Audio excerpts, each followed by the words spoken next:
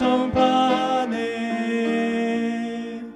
다시 오네 다시 오네 주님 오실 그날이 언제일지 모르나 다시 오네 다시 오네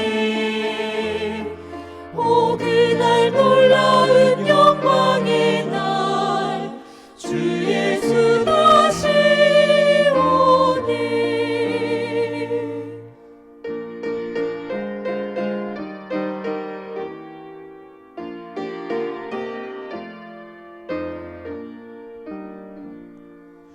마침내 주 앞에서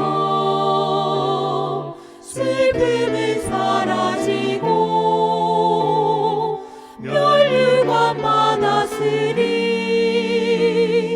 주 예수 다시 오네 다시 오네 다시 오네 주님 오실 그날이 언제일지 모르나 다시 오네 다시 오네 오 그날 놀라운 영광의 날 주 예수 다시 오네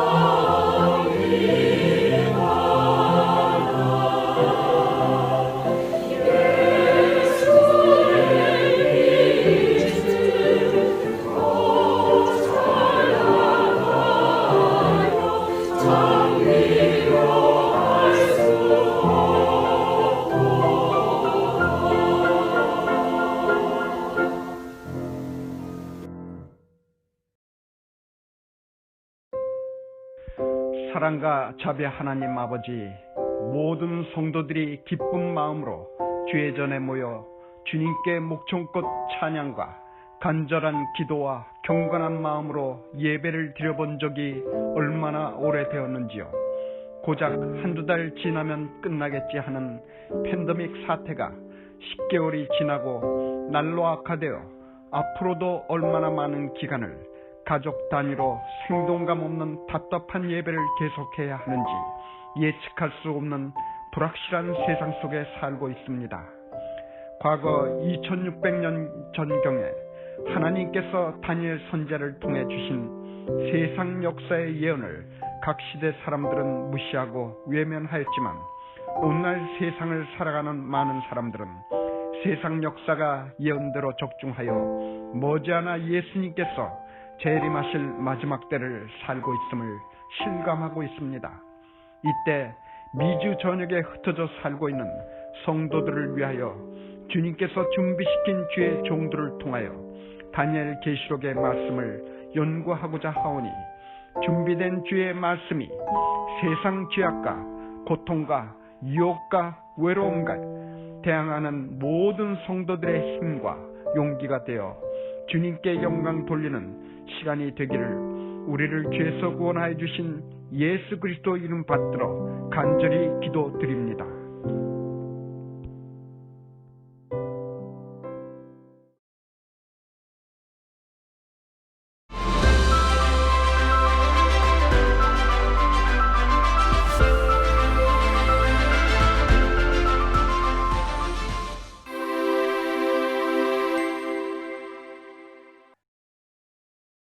건강기별을 통한 복음 그 두 번째 시간입니다. 새로 배운 것, 내가 실천할 것, 그리고 이웃에게 나눌 것을 염두에 두시면서 두 번째 강의를 들으시기를 바랍니다. 두 번째 강의의 주제는 만병의 근원, 몸속의 불이라는 주제입니다. 무엇이 몸속의 불일까요? 이 화면을 통해서 보시면 타임 매거진에서 The Secret Killer, 비밀스러운 살해범, 이것이 무엇일까요? 한자로 보면은 불화자가 두 개가 있는 것이 이제 염증인데요. 우리 몸속에 염증이 생기는 것을 한번 살펴보겠습니다. 관절염, 몸속의 불입니다. 그리고 통풍, 굉장히 심한 몸속의 불입니다. 바람만 스쳐 지나가도 매우 아프다는 통풍입니다. 통풍의 주 원인은 술과 쇠고기입니다. 그리고 여기 보면 굉장히 애석한 내시경 사진이 있는데요. 바로 초등학교 6학년 어린이의 다발성 위궤양입니다. 이것도 어린아이가 너무나 스트레스를 많이 받아서 그 위궤양이 생길 정도로 몸속에 불이 일어난 것입니다. 그리고 이 아래 사진들의 공통점이 무엇입니까? 모두 화를 내고 있는 모습이죠. 여러분들과 제가 화를 내는 순간 우리 위의 벽은 얼굴 색깔과 똑같아집니다. 매우 빨개지면서 염증이 생기는데요. 이것이 계속 지속되면은 출혈까지 생기는 몸속에 불의 현상이 일어납니다. 그리고 붉은 고기가 심장병에 좋지 않다고 해서 하얀 고기, 흰 고기를 이렇게 양념을 진하게 해서 먹는 경향이 있는데 이게 닭불고기입니다. 그런데 닭을 하루에 50g씩 한 10년 정도 섭취를 하게 했더니 췌장암 발병률이 72%가 증가했다는 40만 명이나 되는 유럽의 연구 결과가 있습니다. 이것은 췌장암 발병률을 이야기했는데요. 췌장암 발병률뿐만 아니라 다른 이제 암도 증가하는데 우리가 가장 무서워하는 암 중에 하나가 췌장암이죠. 그런데 췌장암도 결국은 닭고기를 통해서 몸속에 불이 일어나서 결국은 암을 일으킨다 하는 것을 여러분들이 기억하시면 되겠습니다. 닭고기 한번 생각해 볼 필요가 있죠. 이렇게 몸속에 불이 다양한 것이 있는데 최근 1년 동안에 또 불과 싸웠습니다. 바로 코로나 바이러스라는 불과 싸웠는데요. 사실 코로나 바이러스 자체가 불은 아닙니다. 코로나 바이러스가 우리 몸속에 들어와서 이것이 이물질이기 때문에 몸이 반응하는 그것이 그 염증을 일으키는 것이죠. 몸속에 불을 일으키는 것입니다. 그래서 코로나 바이러스는 몸속에 들어와서 세포 속에 침입을 하고 복제를 해서 그냥 생존하기 위해서 침입한 것인데 우리가 그것을 이물질로 보기 때문에 생전 보지 못한 것이기 때문에 과잉 면역 반응을 하는 것입니다. 그래서 불이 일어나는 현상이 일어나서 우리가 생명을 잃을 수 있게 되었는데요. 이 코로나 바이러스를 극복하는 방법을 잠깐 소개를 드리겠습니다. 코로나 바이러스는 독인가? 코로나 바이러스 자체는 독이 아닙니다. 코로나 바이러스는 유전 물질을 운반하고 있는 유전 물질 운반체에 불과합니다. 그런데 우리 몸이 과잉 그 반응을 하는 것이 문제인데 우리 몸이 과잉 반응을 하지 않는 것이 매우 중요한 예방 대책입니다. 그리고 바이러스를 막기 위해서 백신을 맞으면 우리 몸이 바이러스 같이 되는가? 그렇지 않습니다. 우리 몸의 유전인자는 약 한 10%가 바이러스입니다. 그런데 대부분의 우리 몸속에 살고 있는 바이러스는 유산균 같이 유익균 역할을 합니다. 그렇기 때문에 이렇게 새로운 신종 바이러스가 우리에게 병을 일으키는 것이지, 과거에 우리가 박테리아를 병이라고 생각했는데 지금은 유산균을 섭취하듯이 앞으로는 바이러스를 섭취할 수도 있습니다. 유익균 차원에서. 그리고 백신을 맞으면 바이오칩이 들어가서 우리를 추적하는가, 이러한 두려움이 있는데 아직까지는 백신 기술이 바이오칩까지 집어넣을 수 없습니다. 앞으로 바이오칩과 같은 것이 우리 몸속에 삽입이 되어서 우리 몸의 건강 상태와 질병 상태를 검사할 수 있는 기술은 확실히 발전될 것입니다. 그런데 이 바이오칩을 우리 몸속에 투입을 하려면 우리의 허락이 필요하기 때문에 사실 그것 때문에 너무 노이로제에 걸리실 필요는 없습니다. 이 바이러스를 극복하기 위해서 우리가 기본적으로 취하는 그 생활 습관이 있는데요. 그것이 바로 코로 숨 쉬는 것입니다. 코로 숨 쉬면 산화질소라는 것이 생산이 됩니다. 산화질소는 어떠한 역할을 하냐면 코로나 바이러스가 세포와 결합하고 세포 속에 들어가서 복제되는 것을 막아주는 역할을 합니다. 근데 코로 숨 쉬면은 그 산화질소가 생산이 되는데, 코로 숨 쉬는 것보다 한 15배의 산화질소를 생산하는 방법이 있는데, 그것이 바로 코로 노래하는 것입니다. 콧노래하는 것입니다. 산화질소를 한 15배 생산합니다. 그래서 여러분, 이렇게 암울하고 힘든 상황이지만 그냥 습관적으로 콧노래 하시면서 다니시길 바랍니다. 그 자체만으로도 코로나 바이러스를 예방하실 수 있는 대책이 됩니다. 그러면 숨 쉬는 것 말고 또 어떠한 것들이 코로나 바이러스를 극복하는 데 도움이 될까요? 사탕무입니다. 비트인데요. 또 이 비트가 등장하죠. 이 비트 안에는 산화질소를 만들 수 있는 물질이 들어있는데요. 이 산화질소를 만드는 물질이 아르기닌이라는 것이 있는데, 이것은 산화질소로 변해서 몸속에서 혈압을 감소하고 바이러스를 결합하고 폐질환이 악화되는 것을 예방해주는 역할을 합니다. 연구 결과로 확인된 바 있습니다. 그래서 이 사탕무 한 잔씩 드시는 것은 어떠신지요? 그리고 사탕무 말고 또 양파가 있습니다.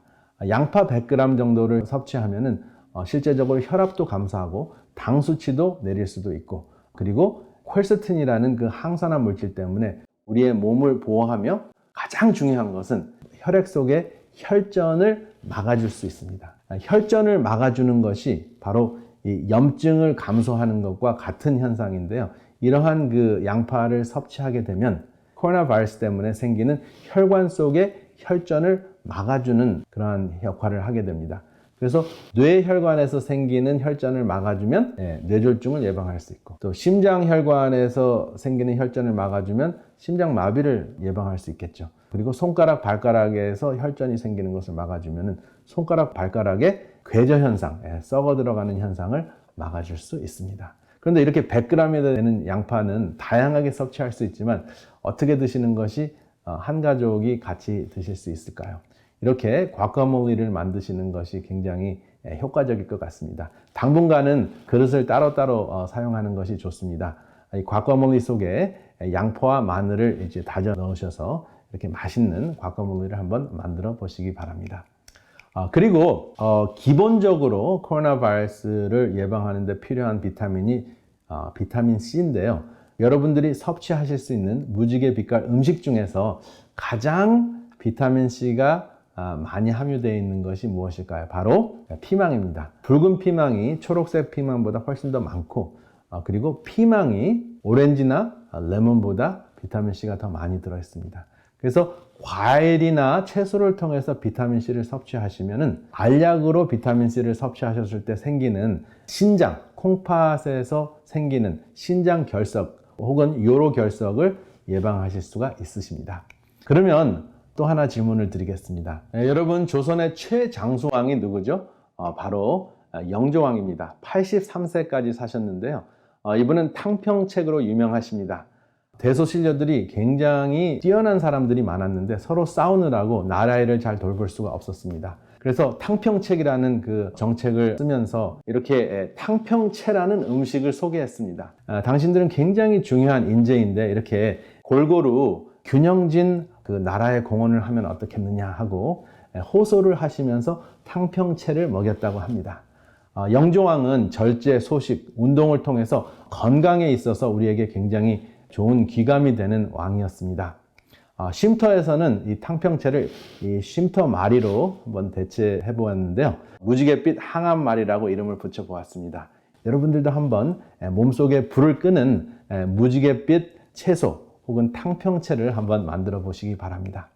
이런 탕평채를 생각해 보니까 계시록 14장 7절의 말씀이 생각이 나는데요. 하늘과 땅과 바다와 물들의 근원을 만드신 이를 경배하라 하더라 하는 말씀이 있는데요. 이 경배라는 단어가 제 마음속에 와 닿습니다. 탕평채, 몸속에 불을 끄는 탕평채하고 경배하고 무슨 상관이 있을까요? 여기 이 경배라는 단어는 헬라 언어로 프로스퀴네어라는 그 단어인데요. 어원을 이렇게 보면은 프로스퀴네어라는 헬라어는 경배라는 입맞추다는 그 어원으로 유래되었습니다. 입맞추는 것은 개나 신하가 주인의 손에 입을 맞추는 것을 의미합니다. 주인이라고 인정을 하는 것이죠. 그래서 우리가 하나님이 만들어주신 무지갯빛 음식을 먹을 때 창조주를 인정하고 경배하는 것입니다. 여러분, 피가 뚝뚝 떨어지는 그 스테이크나 육식을 먹을 때는 이러한 경배를 하기가 매우 힘듭니다. 그래서 하나님께서 직접 빛을 통해서 만들어주신 무지갯빛깔 음식, 이 음식을 통해서 식탁에서의 경배는 어떠신지요? 이러한 것들을 여러분들이 숙론하시면서 영육 간의 강건함을 누리시는 여러분들이 되시기를 이 시간에 간절히 바랍니다. 감사합니다.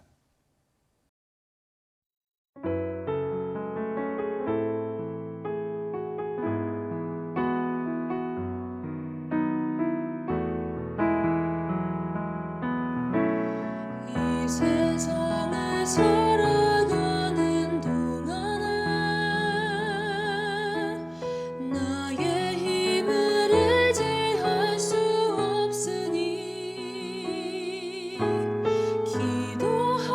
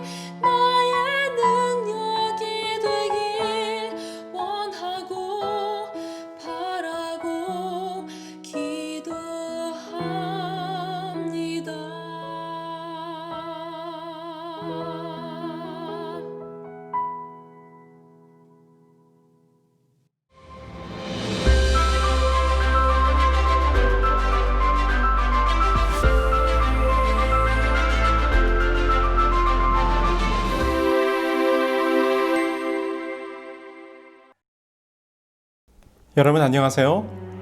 오늘은 이교에 물든 기독교라는 책에 있는 한 이야기로 시작해 보려고 합니다. 윈체스터 씨는 아침부터 아내와 아이들 때문에 스트레스를 잔뜩 받았습니다. 교회 가는 날 아침인데 아이들은 전혀 준비가 되어 있지 않았습니다. 애들은 왜 준비가 아직 안 된 거야? 얘들아, 너희들은 언제까지 게임을 하고 있을 거니? 이렇게 한바탕 소란을 피우고 나서야 겨우 차를 타고 교회로 출발할 수 있었습니다. 그런데 예배 시간에 늦지 않기 위해 속도를 높이던 윈체스터 씨는 그만 스피드 티켓을 받게 됩니다. 교회 가는 하이웨이에서 티켓을 받은 것이 벌써 한두 번이 아닙니다. 가까스로 시간에 맞춰 교회에 도착한 후 흥분되고 속상한 마음을 겨우 가라앉히며 자리에 앉았을 때 그는 이런 생각을 하게 됩니다. 불과 1시간 전까지만 해도 불신자처럼 행동했던 내가 지금은 왜 이렇게 단정하게 빼입고 앉아서 좋은 그리스도인인 양 행사하고 있을까? 오늘 아침에 우리처럼 한바탕 했던 가엾은 가족이 얼마나 많았을까? 그런데 우리는 다 하나님께 잘 보이려고 이러고 있겠지? 그때 그는 목사님이 오른손으로 성경을 번쩍 들고 주먹으로 강대상을 치며 하는 말씀을 듣습니다. 우리 교회는 오직 이 성경대로만 모든 것을 합니다. 모든 것을 성경대로. 이것은 하나님의 말씀입니다. 이것을 떠나서는 한 발자국도 나아갈 수 없습니다. 단 1mm도 못 갑니다. 목사님의 이 말씀을 듣는 순간 갑자기 그의 뇌리에 또 다른 생각이 스쳐 지나갑니다. 그리스도인이 정장하고 교회에 가야 한다는 말을 성서에서 읽어본 적이 없는데 이게 정말 성서대로 한다는 건가? 이렇게 딱딱한 의자에 앉아서 45분 동안 셀 수 없이 많은 사람들의 뒤통수를 바라보고 있는 것이 성서대로 한다는 말인가? 일주일에 2번, 그것도 몇 시간만 사용하는 이 건물을 유지하려고 우리는 왜 그토록 많은 돈을 쏟아 부어야 하는가? 목사님이 설교할 때 교인 반 이상이 졸고 앉아있는 이 예배라는 것이 과연 성서적인가? 이교에 물든 기독교. 이 책은 방금 제가 들려드린 윈체스터 씨의 질문으로 시작됩니다. 오늘 우리가 교회에서 하고 있는 많은 것들이 정말 성서적인 것인가? 이 질문에 우리는 예라고 선뜻 대답하지는 못할 것입니다. 오늘날 교회에서 행해지는 많은 모습들이 일일이 성경에 설명되어 있거나 언급되어진 것은 아니기 때문입니다. 물론 우리는 이러한 것들을 교회의 역사나 전통, 그리고 각 지역의 문화와 관습에 따라 저마다의 지역 교회의 모습으로 자리 잡아왔다고 설명할 수는 있을 것입니다. 그런데 놀랍게도, 너무나도 놀랍게도 성경의 진리와 그 근간을 뒤흔들어버린 진리의 왜곡이 이 교회의 역사 속에서 벌어졌다는 사실을 알고 있는 그리스도인들이 많지 않습니다. 오늘 저는 여러분들과 함께 이 주제를 나누기 위하여 다니엘서 7장으로 가보려고 합니다. 다니엘서 7장 25절에 이렇게 예언되어 있습니다. 그가 장차 지극히 높으신 이를 말로 대적하며 또 지극히 높으신 이의 성도를 괴롭게 할 것이며 그가 또 때와 법을 고치고자 할 것이며 여기에 그라고 표현된 한 존재가 등장하는데 다니엘서 7장 8절을 보시면 이는 작은 뿔이라는 존재임을 알 수 있습니다. 이 작은 뿔이 어떤 일을 하게 될 것인가 하면 말로 지극히 높으신 이를 대적하고 그의 성도들을 괴롭게 할 것이며 또 때와 법을 고치고자 할 것이라고 예언하고 있습니다. 때와 법을 고친다. 여러분, 성경에 기록된 법에는 무엇이 있습니까? 그렇습니다. 하나님께서 친히 우리에게 그의 손으로 기록하여 주신 십계명이 있습니다. 예수님께서 그의 산상설교에서 이 율법에 대하여 이렇게 말씀하셨습니다. 내가 율법이나 선지자를 폐하러 온 줄로 생각하지 말라. 폐하러 온 것이 아니요 완전하게 하려 함이라. 진실로 너희에게 이르노니 천지가 없어지기 전에는 율법의 1.1획도 결코 없어지지 아니하고 다 이루리라. 하나님께서 주신 법은 절대로 폐지되거나 변경될 것이 아닙니다. 주님께서는 이것의 1.1획도 결코 없어지지 아니할 것이라고 분명히 말씀하셨습니다. 그런데 지금 다니엘 7장에 예언되어진 한 존재는 그 법을 고치고자 할 것이라는 것입니다. 이것에 대하여 다니엘은 8장에서 이렇게 부연하여 설명합니다. 그의 악으로 말미암아 백성이 매일 드리는 제사가 넘긴 바 되었고 그것이 또 진리를 땅에 던지며 자의로 행하여 형통하였더라. 여기에서도 기록하기를 그가 진리를 땅에 던져버릴 것이라 예언합니다. 여러분, 이것은 어느 지역에서는 교회에서 예배 후에 파트락을 꼭 하지만 어떤 지역에서는 파트락을 하지 않는다와 같은 그런 단순한 이야기가 아닙니다. 하나님의 법을, 하나님의 진리를 완전히 바꾸어 왜곡하고 변경하여 진리를 잃어버리게 만들 것이라는 무서운 예언이 담겨 있는 것입니다. 아주 심각한 문제입니다. 우리의 신앙의 방향을 완전히 바꾸어 버릴 수 있는 문제입니다. 자, 그렇다면 과연 다니엘서 7장과 8장에 예언되어 있는 하나님의 법이 변경되고 진리가 땅에 던져지게 되는 이 예언은 이루어졌을까요? 그렇다면 그는 누구이며 그 일이 어떻게 우리 교회의 역사 가운데서 자행되었는지 함께 살펴보고자 합니다. 우리는 이 작은 뿔의 존재가 무엇인지를 알아보기 위해서 다니엘 7장의 예언들을 차근히 살펴보아야 합니다. 그래야 이 작은 뿔이 언제 어떠한 배경에서 어떠한 모습으로 역사에 등장할 것인지를 분명히 추적할 수 있기 때문입니다. 다니엘서 7장은 다음과 같이 시작합니다. 하늘에 내 바람이 큰 바다로 몰려 불더니 큰 짐승 넷이 바다에서 나왔는데 그 모양이 각각 다르더라. 이곳에는 선지자 다니엘이 받은 한 꿈과 환상에 대한 이야기가 기록되어 있습니다. 그런데 그 꿈 속에 어떤 장면이 펼쳐졌는고 하니 내 바람이 바다에서 불어오는데 그때 큰 짐승 4마리가 바다에서 올라오더라는 것입니다. 그런데 그 짐승들이 서로 다른 모습으로 등장합니다. 다니엘 7장 4절에 보면 첫째는 사자와 같다고 말하고 있고 5절에 기록하기를 둘째는 곰과 같다고 합니다. 그리고 세 번째는 6절에서 말하기를 본즉 다른 짐승 곧 표범과 같은 것이 나왔고 마지막으로 네 번째는 다니엘이 생전에 한 번도 보지 못한 짐승의 모습이라 무섭고 놀라우며 매우 강하며 쇠로 된 큰 이를 가진 모습이라고 다니엘 7장 7절에서 설명합니다. 과연 이 4마리의 짐승들이 출현하는 것은 무엇이고 이것이 오늘 우리가 찾고자 하는 작은 뿔과 어떻게 연결이 되는 것일까요? 먼저 4마리의 짐승에 대하여 간략하게 살펴볼 것입니다. 여러분 잘 집중해서 따라오시게 되길 바랍니다. 다니엘은 서로 다른 4마리의 짐승이 무엇인지를 잘 설명해주고 있습니다. 다니엘 7장 17절입니다. 그 4 짐승은 세상에 일어날 4 왕이라. 지금 이 4마리의 짐승들이 무엇이라고요? 네, 이 세상에 일어날 4 왕이라. 아하, 그렇습니다. 조금 눈치가 빠르신 분들은 아마 알아내셨을 것입니다.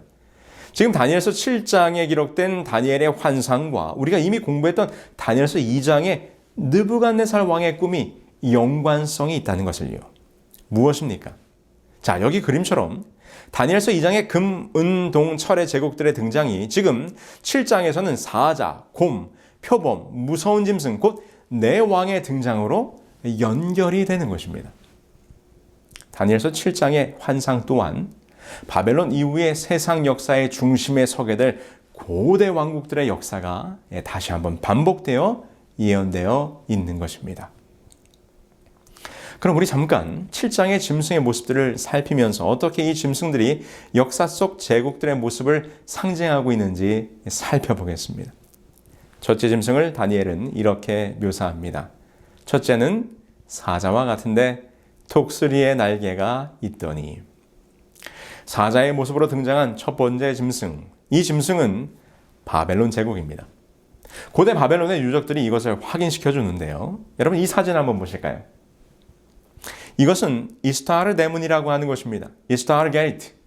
현재 독일의 박물관에 복원되어 있는 이 거대한 성문은 고대 바벨론 도성의 것이었습니다. 푸른색 벽돌로 정교하게 세워진 성벽에 거대한 청동대문으로 만들어진 이 성문은 행차의 길이라는 대로와 연결이 되어 있었는데요. 우리가 주목해 보아야 할 것은 그 성벽에 세워진 동물의 문양입니다. 무슨 문양이 새겨져 있습니까? 네, 사자의 모습이죠. 당대 최고의 문명을 자랑하던 바벨론 제국은 자신들을 동물의 왕인 사자로 나타낸 것입니다. 저명한 성경학자인 랑코 스테파노비치 박사님의 다니엘서 주석에 보면 이렇게 설명합니다. 바벨론에서 이스타르 문의 벽은 이스타르, 아달, 특별히 마루둑 신 등이 도시를 보호해준다는 의미에서 사자, 황소, 용 등의 조상으로 장식하였다. 더욱이 신의 중심부를 통과하는 행진하는 거리 양편에 120개의 사자상들이 늘어서 있다. 이처럼 다니엘이 보았던 첫 번째 짐승, 사자는 당대 최강국 왕 중의 왕, 곧 바벨론 제국이었습니다. 자, 그렇다면 두 번째 짐승은 어느 왕국일까요? 다니엘은 두 번째 짐승을 이렇게 묘사합니다. 다니엘서 7장 5절이죠.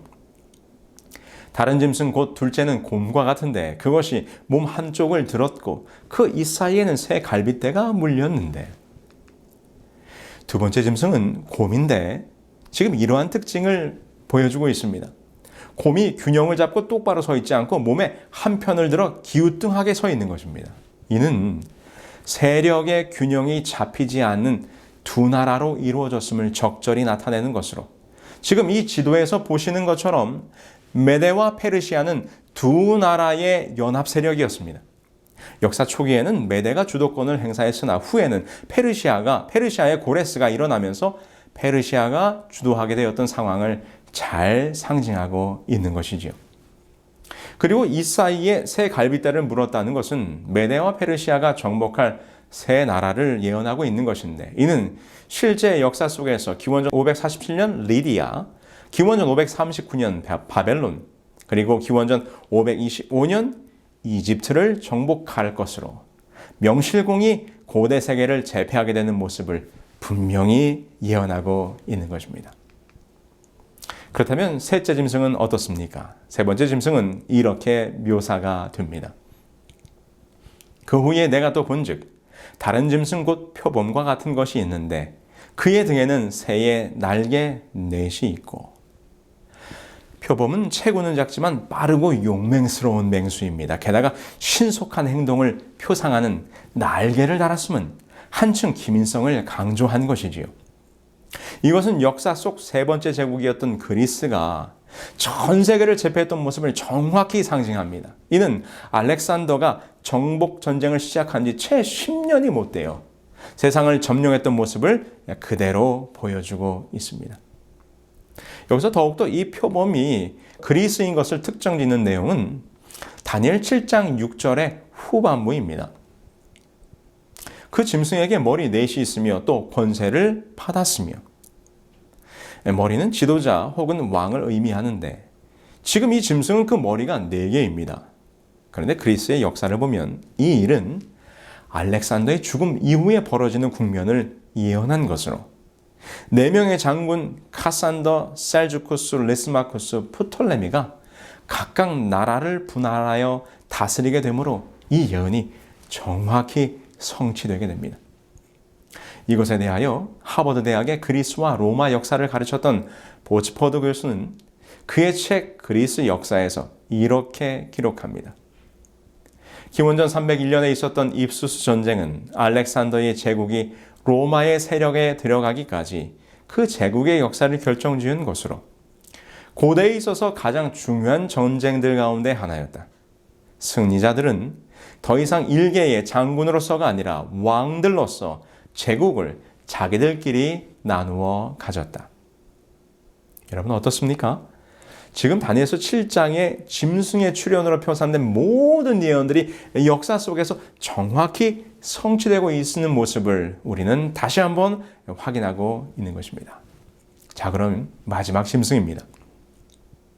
네 번째 짐승은 우리가 아는 어떤 짐승의 모습으로 특정 지어지질 않았습니다. 그저 강철로 된 이가 있고 무섭고 강한 짐승입니다.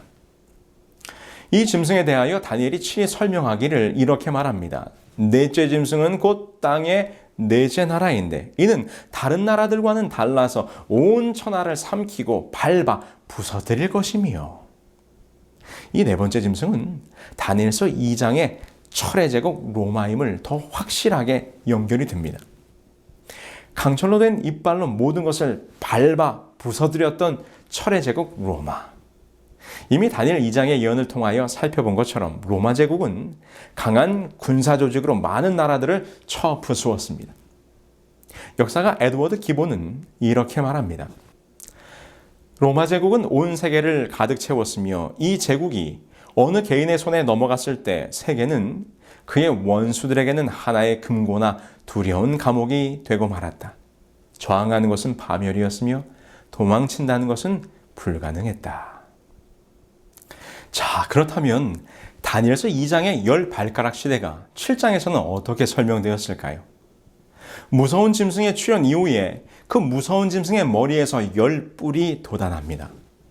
그런데 이것을 설명하기를 이는 그 나라에서 일어날 10왕이라고 설명합니다. 이것이 바로 다니엘서 2장의 10발가락의 모습과 연결되는 장면인데요. 10뿔은 로마의 붕괴와 함께 그 안에서 일어날 나라들을 의미하는 것입니다.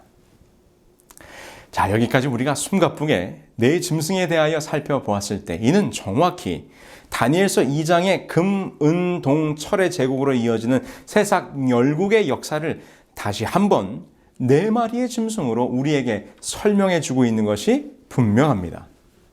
그리고 10발가락의 시대는 10뿔이 돋아난 것으로 정확하게 이어지고 있습니다.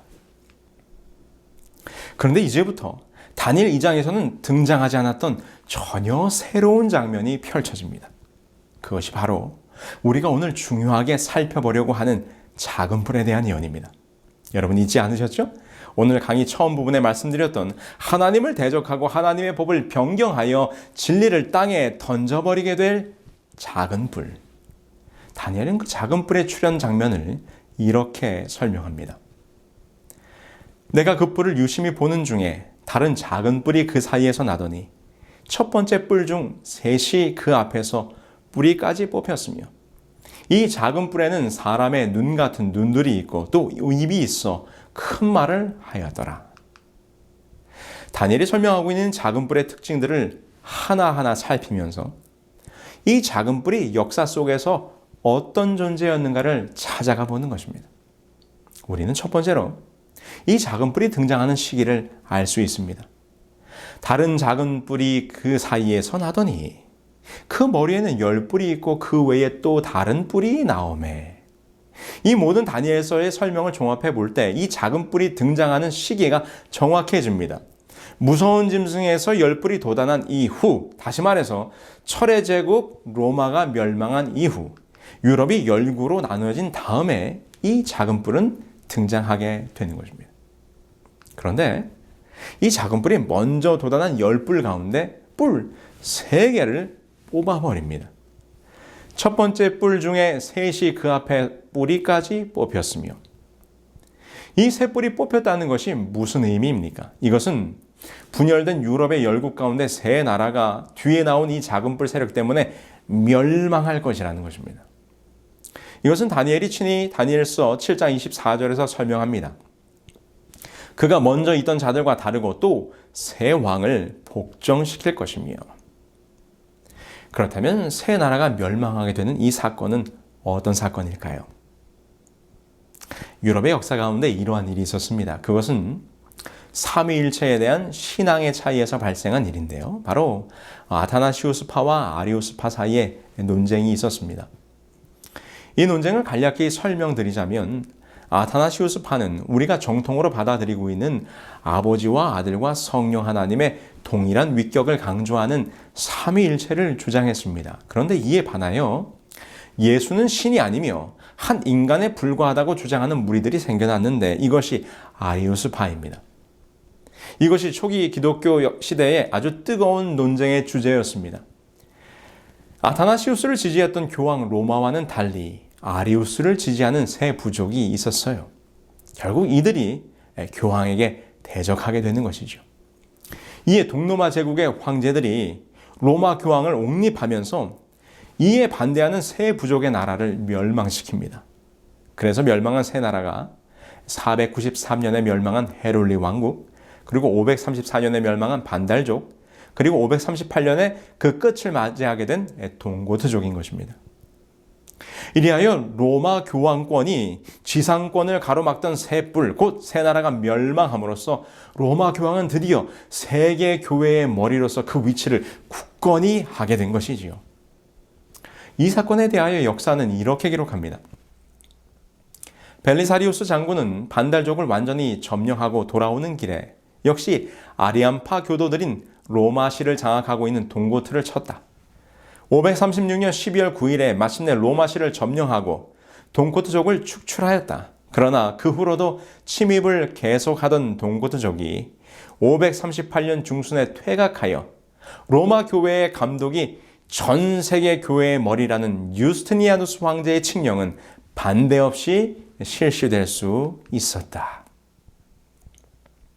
자, 이제 서서히 이 작은 뿔의 세력이 무엇인지 드러나고 있습니다. 계속해서 살펴보시죠. 다니엘 7장 8절입니다. 이 작은 뿔에는 사람의 눈 같은 눈이 있고 입이 있어 큰 말을 하였더라. 다니엘은 10뿔 이후에 돋아난 이 작은 뿔에 대하여 이전에 나왔던 뿔과는 다른 모습이라고 설명합니다. 이는 분명히 지금까지의 예언 속에서 등장하는 금속이나 짐승 그리고 머리나 뿔들이 세속적인 파워를 가진 국가나 왕을 의미했지만 이 작은 뿔은 전혀 다른 국면의 힘을 가지고 있다는 것을 보여주는 말입니다. 이 세력이 일반 국가들과 달랐던 것은 바로 종교적인 파워를 가진 세력이었다는 것이죠. 자, 그 특징을 보실까요? 눈이 있고 입이 있어 말을 합니다. 이것이 무엇인가? 여기 가톨릭에도 복음이 있는가라는 책의 설명을 한번 보실까요? 교계 직제는 교회의 신성한 권력에 종속되며 교회의 교구 분할에 따르는 직책이다. 교황직의 형성 과정은 역사적 진화를 가지며 많은 의문을 내포하고 있다. 다른 하나는 장로이다. 장로 직분은 양무리를 잘 보고 먹이는 역할을 감당하기 때문에 감독, 곧 overseers, overwatchers 이라고도 호칭하였다. 초대교회 장로들은 교회를 보살피는 자라는 칭호를 가졌었는데 이것이 후에 로마 교회의 감독이 세계 교회의 머리로 추앙되면서 seer라는 칭호로 이어지게 되었다는 것이죠. 어떻습니까? 이 작은 뿔이 보는 눈이 있을 것이라고 예언했던 장면과 일치하지 않습니까? 그 다음으로 그 작은 뿔이 말하는 입이 있는데 그가 정말 무서운 말을 하게 됩니다. 다니엘 7장 25절입니다. 그가 장차 말로 지극히 높으신 자를 대적하며 작은 뿔이 그가 가진 입으로 지극히 높으신 자를 대적하는 말을 하게 될 것이라고 다니엘은 예언합니다.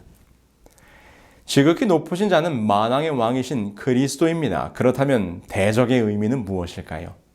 한글 성경에 대적이라고 번역된 말의 본뜻은 무엇의 곁에라는 의미를 가지고 있습니다. 이는 이 작은 뿔이 지극히 높으신 자의 곁에 동등된 자로서 자신을 높이는 말을 한다는 것입니다. 우리는 이 예언과 관련하여 로마 교황에 대한 아주 흥미로운 기록들을 찾아볼 수 있습니다. 1512년 제5기 라테란 종교회의에서는 교황에 대해 언급하면서 당신은 지상에 있는 또 하나의 하나님이시다라는 대담한 선언을 합니다. 교황만이 가장 거룩하다고 불릴 수 있으며 거룩한 군주, 지고한 황제, 그리고 왕 중의 왕이라 불릴 수 있다. 교황은 그토록 큰 위엄과 능력에 속했기 때문에 그리스도와 하나가 되어 동일한 심판을 구성할 수 있다. 그래서 교황이 행한 바는 무엇이든지 하나님의 입으로 말해진 것처럼 여김을 받는다. 우리는 이 땅 위에서 전능하신 하나님의 자리를 차지하고 있다. 여러분, 이 기록들이 무엇을 이야기하고 있습니까? 로마 교황이 그들 스스로 말하기를 자신은 그리스도와 같으며 이 땅에서 하나님의 자리를 차지하고 있고 하나님의 대리자로서 천사들까지도 심판하며 파문에 처할 수 있다고 말하니 이것이 다니엘서 7장에 예언된 지극히 높으신 자를 대적하는 곧 지극히 높으신 자와 동등됨을 취하려 할 것이라는 예언의 성취가 아니고 무엇이겠습니까?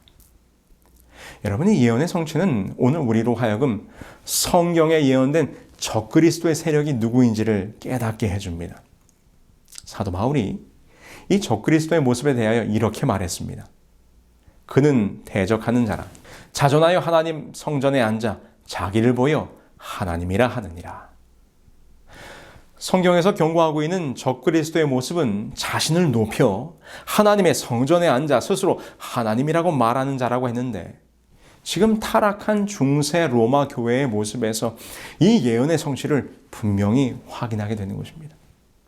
이는 참으로 안타까운 우리 기독교의 역사입니다.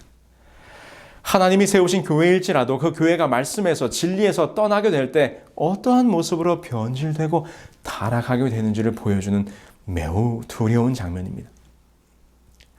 여러분, 사실 성경에서 예언하고 있는 적그리스도의 세력을 중세 로마 교황으로 지적하는 것은 저의 개인적인 사견이 아닙니다. 이것은 종교개혁 당시 수많은 종교개혁가들에 의해서 이미 설명되어진 부분이죠. 마르틴 루터는 이렇게 말했습니다. 바울이 데살로니가후서 2장 3절로 4절에 자존하여 하나님의 성전에 앉아 자기를 보여 하나님이라 하느니라고 기록하였던 그 존재가 여기에 있다. 적그리스도인 불법의 사람 곧 멸망의 아들이 있는데 그는 하나님의 법을 변경하였으며 하나님의 계명 위에 자신이 만든 계명을 놓았다. 우리는 여기에서 교황권이 진짜 적그리스도의 권좌에 앉아 있다는 사실을 확신하는 바이다. 스코틀랜드의 종교개혁자였던 존 낙스도 말하기를 수세대에 걸쳐서 교회 위에 군림해온 교황권이 바로 바울이 말한 적그리스도요 멸망의 아들이다. 칼빈도 말하기를 나는 교황이 그리스도의 대리자라는 사실을 부인한다. 그는 적그리스도이다. 나는 그가 교회의 머리라는 사실을 부인한다. 여러분, 우리는 지금 전혀 새로운 것들을 이야기하는 것이 아닙니다. 기독교 역사 가운데서 분명히 존재했고 또 검증되었던 역사적 사실들을 언급하고 있는 것이지요. 다니엘서 7장의 이 작은 뿔이 어떠한 세력이었는지 점점 더 분명해지고 있지 않습니까? 자, 이제 몇 가지 특징들을 더 살펴봅시다. 이제 이 작은 뿔이 하나님을 대적하기 시작하더니 그의 백성들을 핍박하기 시작합니다. 또 지극히 높으신 자의 성도를 괴롭게 할 것이며, 이 예언은 어떻게 이루어졌습니까? 중세 로마 교회는 자신들의 타락한 정체를 감추기 위하여 진실된 그리스도인들을 핍박하기 시작합니다. 그 역할을 감당했던 것이 바로 종교재판소입니다. 종교재판소에서는 교황의 가르침에 따르지 않는 자들은 모두 이단으로 규정하고 핍박하였습니다. 종교재판을 통한 학살의 기록은 역사 속에 너무나도 많이 기록되어 있습니다. 자, 이제 드디어 작은 뿔이 하나님의 때와 법을 변경하게 됩니다. 그가 또 때와 법을 변개코자 할 것이며, 여기에 보시면 가톨릭에 사용하는 십계명이 있습니다. 여러분, 무엇이 다른지 아시겠습니까? 이 십계명은 성경에 기록된 하나님이 주신 십계명과 다른 점이 있어요. 그 중에 두드러진 것이 두 가지가 있는데, 하나는 십계명의 두 번째 계명이 삭제된 것입니다. 둘째 계명을 삭제했으니 10계명이 되질 않자 10번째 계명을 두 개로 나누었습니다. 두 번째 계명이 무엇입니까? 우상을 만들지 말라입니다. 하나님께서는 그 어떤 것들의 형상도 만들지 말라고 하였습니다. 그러나 중세 로마 교회는 이교도들에 대한 선교적 목적이라는 변명 아래 온갖 우상들을 만들기 시작합니다. 이에 대하여 저명한 교회 사가인 모쉐임은 이렇게 지적합니다. 그리스도인 감독들은 이전의 히랍과 로마의 다른 종교의 숭배자들이 그들의 상상적인 신들에게 존경과 신앙심을 표현하였던 종교 의식들과 제도들을 조금씩만 고쳐서 그리스도교 예배에 끼워 넣었다. 이렇게 함으로써 이교도 대중들로 하여금 더욱 쉽사리 그리스도교를 받아들일 수 있을 것이라고 생각했다. 콘스탄틴 황제가 자기 조상의 종교를 포기하자마자 곳곳에 으리으리한 성전들이 서게 되어 여러 가지 그림들과 우상들로 단장되었는데 이것들은 외관으로 보나 내면으로 보나 이교신들의 신전과 흡사한 것이었다. 실제로 8세기에 이르러서 가톨릭 교회들은 각종 성상들로 가득 차게 되었고 이것들에 입맞추고 기도하고 분향하고 절하는 일이 지나쳐 오히려 우상을 섬기지 않는 회교도들로부터 우상 숭배자라는 조롱을 받을 정도였다고 합니다. 이러한 배경 속에서 우상을 사용하고자 하는 로마 교행의 의도 때문에 성경 10계명의 둘째 계명 우상을 만들지 말라는 계명을 삭제하기에 이른 것입니다. 아울러 그들은 하나님의 때를 변경하였는데 이 때를 변경한 문제에 대해서는 이제 다음 시간에 구체적으로 다루게 될 것입니다. 자, 그런데 여기에서 우리를 놀라게 하는 것은 그들이 하나님의 법을 마음대로 수정한 것에 대한 권위의 근거가 너무나도 황당한 것입니다. 교황은 그의 권세가 사람에게서가 아니라 하나님에게서 온 것이기 때문에 하나님의 율법을 수정할 수 있고 땅 위에 하나님의 대리자로서 그는 그의 양들을 메고 푸는 가장 큰 권세를 가지고 행동한다. 율법의 1.1획도 결코 없어지지 아니하고 다 이룰 것이라고 말씀하셨던 예수님의 말씀을 생각해 볼 때 하나님의 진리를 왜곡하던 적그리스도의 모습이 너무나도 두려운 것입니다. 이제 마지막으로 이 작은 뿔이 성소를 허무는 장면을 보게 될 것입니다. 다니엘 8장 11절로 12절입니다. 그에게 매일 드리는 제사를 제하여 버렸고 성소를 헐었으며 로마 교황은 이제 본격적으로 우리의 구원의 길인 성소를 허물게 됩니다. 여러분, 우리의 대제사장은 누구이십니까? 우리를 죄에서 중보해 주실 수 있는 분은 오직 흠 없으신 예수 그리스도뿐이시지요. 그래서 히브리서는 이렇게 기록합니다. 우리에게 있는 대제사장은 우리의 연약함을 동정하지 못하실 리가 아니요 모든 일에 우리와 똑같이 시험을 받으시니로되 죄는 없으시니라. 그런데 여러분, 교황은 이것을 교황 무류설로 대치합니다. 다시 말해서 교황 자신이 아무런 죄가 없다는 것입니다. 이것은 1870년 제1차 바티칸 공회의에서 결정된 교리로 선포되었습니다. 교황이 모든 그리스도인의 목자요 스승으로서의 그의 직무를 수행하면서 그의 사도적 권위로 전체 교회에서 견지되어야 할 신앙과 도덕에 관한 교의를 결정할 때 그는 성 베드로를 통하여 약속된 하느님의 도우심에 의하여 무류성을 소유한다. 뿐만 아니라 우리의 죄를 사해 주는 분은 오직 예수 그리스도뿐이시죠. 오직 예수님만이 십자가에서 흘리신 당신의 피로 우리의 죄를 사하여 주실 수 있습니다. 요한이 이렇게 기록했어요. 요한일서 1장 9절입니다.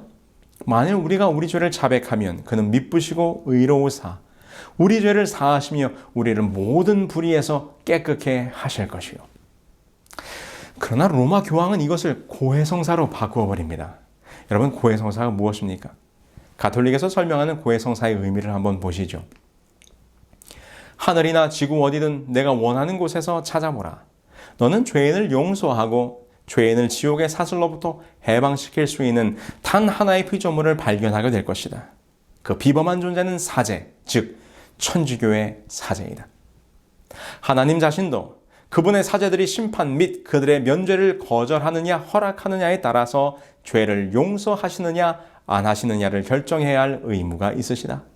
사제들의 판단이 우선하고 그 위에 하나님께서 동의하신다.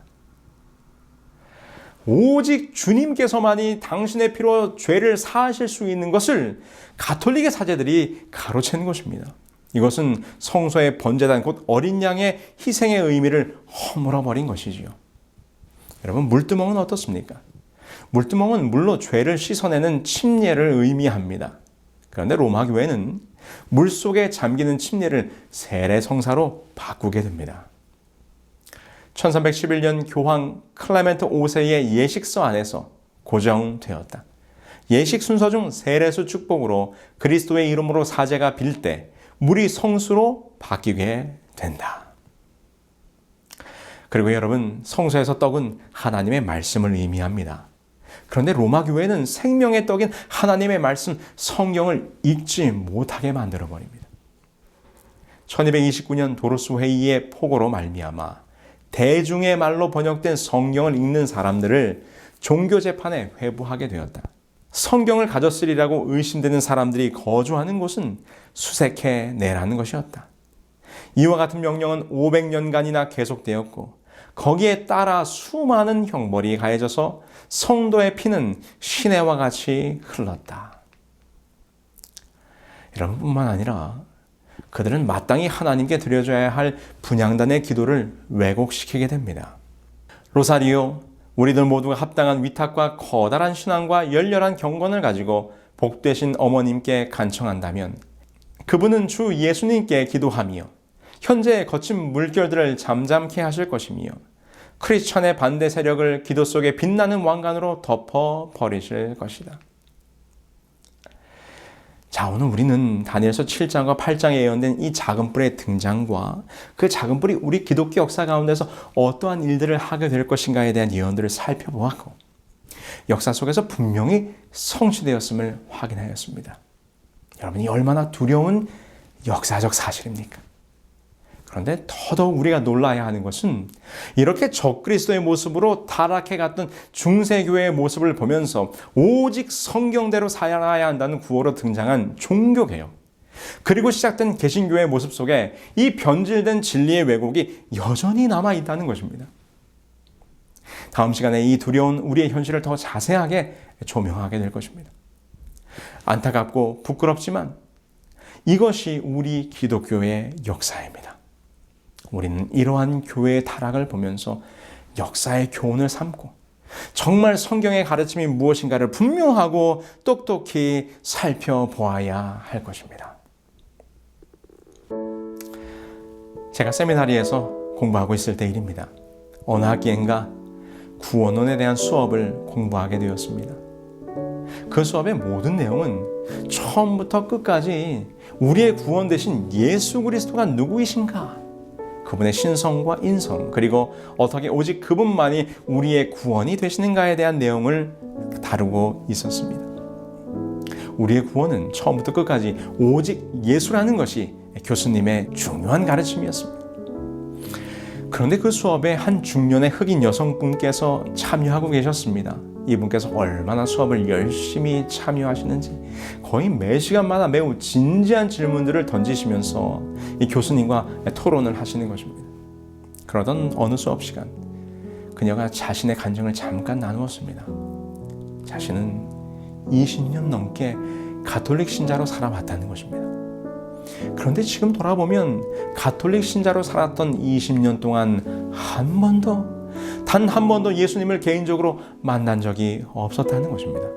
항상 성모 마리아에게 기도하고 자신의 죄의 고백도 사제들에게 했기 때문에 예수님께 직접 나아가 보지를 못했다는 것입니다.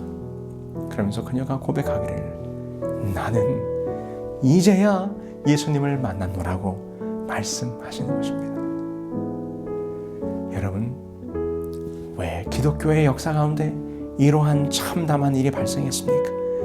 우리의 유일한 구원의 길이신 예수 그리스도를 증거해야 할 교회가 타락하여 교황을 그리스도의 자리에 올려놓고 하나님의 말씀과 법을 자기 마음대로 바꾸며 그리스도 앞으로 나아가야 할 구원의 길을 막아버렸습니다. 여러분, 이것은 사단이 원하는 일입니다. 우리의 구원을 회방하기 위한 사단의 무서운 계략입니다. 여러분, 그 어떤 것도 우리를 그리스도에게로 나아가는 것을 막는 것은 오류요 거짓입니다. 오직 주님만이 우리의 진리이시고 우리의 구원이십니다. 오늘 이 시간 이 침례 요한의 외침을 여러분들의 마음속에 새기시기를 간절히 소망합니다. 요한이 예수께서 자기에게 나오심을 보고 이르되 보라, 세상 죄를 지고 가는 하나님의 어린 양이로다.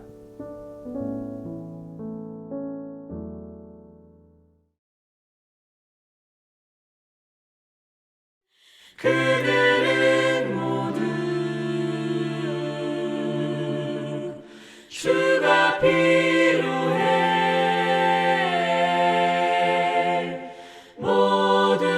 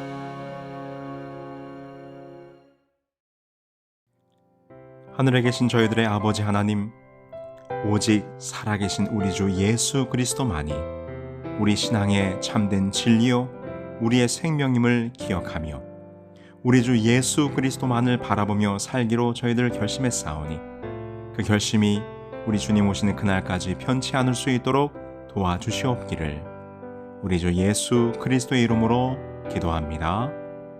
아멘. It is written 성경 예언 세미나에 참여하신 여러분 모두를 환영합니다. 이번 세미나에 참여하시는 분들을 위해 성경 연구 기록되었을 때라는 성경 공부 교재를 무료로 드립니다. 총 25권 한 세트로 되어 있는 이번 성경 공부 교재에는 이번 예언 세미나의 강의 내용이 담겨져 있고 뿐만 아니라 성경의 귀한 진리들이 단순하고 간결하게 잘 정리되어 있습니다. 이번 세미나에 등록하시는 분들에게는 누구에게나 무료로 보내드립니다. 교재 신청 방법은 itiswrittenkorea.com에 들어오셔서 메인 페이지에 세미나 등록하기 버튼을 누르신 후 접수 사항을 기입하여 주시면 여러분이 거주하시는 곳에서 가장 가까운 지역 사이트에서 연락을 드리고 책을 보내드립니다. 말씀의 귀한 진리를 쉽게 공부할 수 있는 성경 연구 기록되었을 때 교재를 무료로 받으실 수 있는 기회를 놓치지 않으시기 바랍니다. 감사합니다.